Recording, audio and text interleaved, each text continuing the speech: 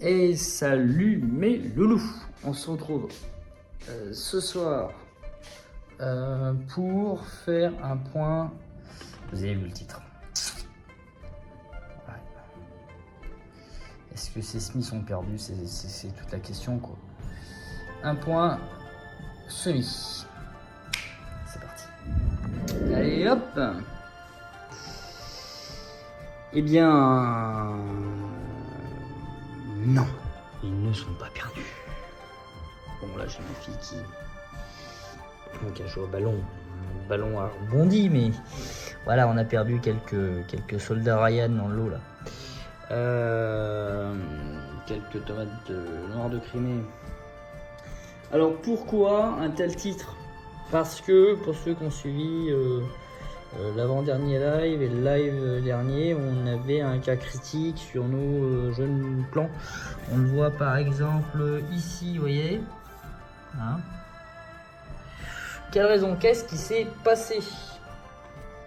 Voilà, c'est un cas pratique qui ne m'était jamais arrivé puisque jusqu'à présent j'avais des cloches sur les terrines et j'avais le tout dans une serre. Là on se retrouve dans des terrines sans cloche, dehors, direct au contact du soleil. Qu'est-ce qui se passe? Bah, j'ai fait l'erreur fatale, une erreur quasiment de débutant. Et c'est plutôt sympa quand on fasse le point. Donc on voit, hein, ça a quand même marqué certains plans. Même ici. Hein. Tac. Allez, l'erreur de débutant, c'est quoi? Et ben, c'est tout simplement que lorsqu'on arrose ces terrines, et ben, il faut juste bien penser à un truc, c'est de ne pas mettre en contact la terrine au soleil de suite, peu de temps après. Pourquoi? Parce que eh bien, les jeunes plants se retrouvent avec des gouttes d'eau sur leurs feuilles. Et qu'est-ce qui se passe? Ben, il se passe l'effet loupe. Le cotylédon qui se trouve ici se retrouve cramé par l'effet de loupe du soleil sur le contact sur la bulle d'eau qui vient cramer la feuille. Sauf que sans feuille, pas de photosynthèse, mort de la plante. On le voit ici, hein. Ici on voit que ça a morflé. Pareil là, là.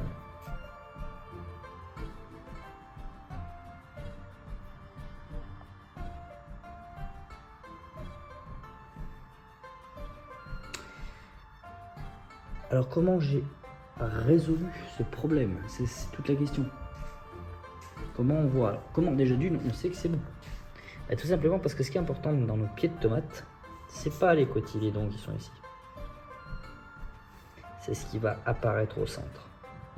Or moi jusqu'à là j'avais des cotylédons qui ne produisaient rien. Comme on peut le voir, un peu comme ici. Voilà. Alors pourquoi ici? Parce que celui-ci est en retard. A mis plus de temps. C'est le dernier à avoir géré. Et là je me suis dit, il n'y a pas d'évolution, ça bouge pas. Je me laisse 4 jours. Si au bout de 4 jours il n'y a pas d'évolution, bah alors à ce moment-là, je referai le semis.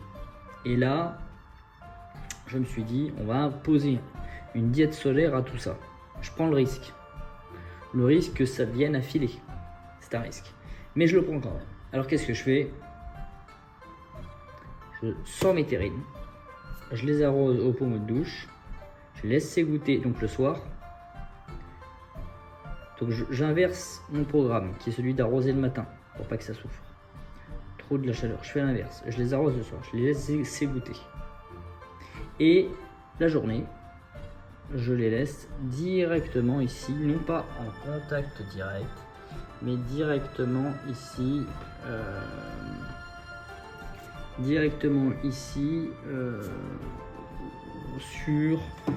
Sur notre buffet. Alors, qu'est-ce qui s'est passé? Il s'est passé qu'on s'est retrouvé on n'avait que des cotylédons qui étaient jaunes cramés, et on voit que maintenant, ben, ils repartent. Hein. On a des cotylédons qui sont bien verts, qui reprennent surface tranquillement. Hein, ça refait son cycle, et surtout Et surtout, on voit sur des cas par exemple très dramatiques comme ici, et surtout on a nos feuilles, nos véritables feuilles de tomates qui sont en train de pousser. Elles sont ici, on le voit, elles sont au centre. Elles sont en train d'intervenir, tout simplement, on le voit bien là. Voilà. Ça, c'est vos futures feuilles de tomates qui, elles, par contre, vont tenir tout le long de votre saisonnalité, alors que vos cotylédons vont naturellement, eux, par contre, jaunir et tomber. Donc ça va être la future étape. Sauf que là, on est un peu tôt avant qu'ils tombent. Alors, on a quelques plants qui n'ont jamais rien donné, c'est pas forcément lié au soleil. Ça, c'est voilà, c'est pas top. Et donc, voilà, la solution, il n'y avait qu'une seule solution de savoir si ils allaient végéter et mourir, ou si, à contrario, ils allaient se remettre de tout ça. C'était de savoir si ça allait produire des feuilles par le centre. Et effectivement, on a nos jeunes feuilles qui se produisent de partout. On le voit, là on est sur de la tomate cerise poire rouge. On le voit également ici. On le voit ici qui est un exemple. Vous voyez, ça c'est l'exemple typique. Ça n'a pas de cotylédon, mais ça continue à vivre. Et ça va faire son pied. Et je suis même sûr que ce sera un pied très fort. Ça souvent c'est le cas. Voilà, donc on voit que ça a pris un petit coup. Un coup de chaud, c'est pas top. Et ça repart. Et la solution, ça a été de les arroser, les mettre pendant 2 jours. Les arroser et pendant 2-3 jours de les mettre en retrait du soleil direct et d'attendre que nos feuilles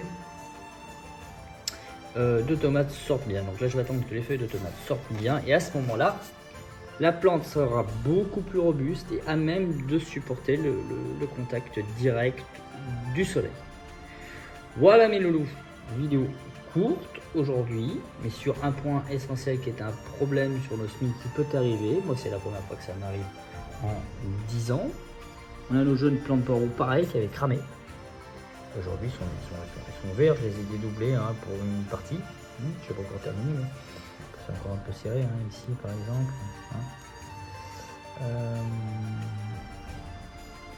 Tac.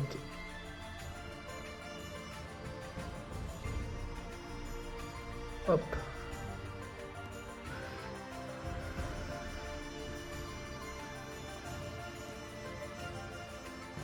Et donc du coup, résultat des courses, voilà, tout se passe bien. On va laisser maintenant faire gentiment les choses. Donc on les arrose, on garde la différence de notre petit terreau qui doit être humide tous les jours et tout. Là on peut, attention, ralentir l'arrosage maintenant. On garde un terreau frais. Donc humide, de façon à ce que ça poursuive son petit chemin, mais on ne reste pas dans un terreau détrempé. Attention, c'est bien inutile. Et alors là, dès que ça va commencer à bien grandir, dès que ça va être à une étape comme ceci, avec un développement de feuilles qui va commencer, dès que j'aurai la deuxième feuille qui va sortir, je vais y mettre directement un contact direct.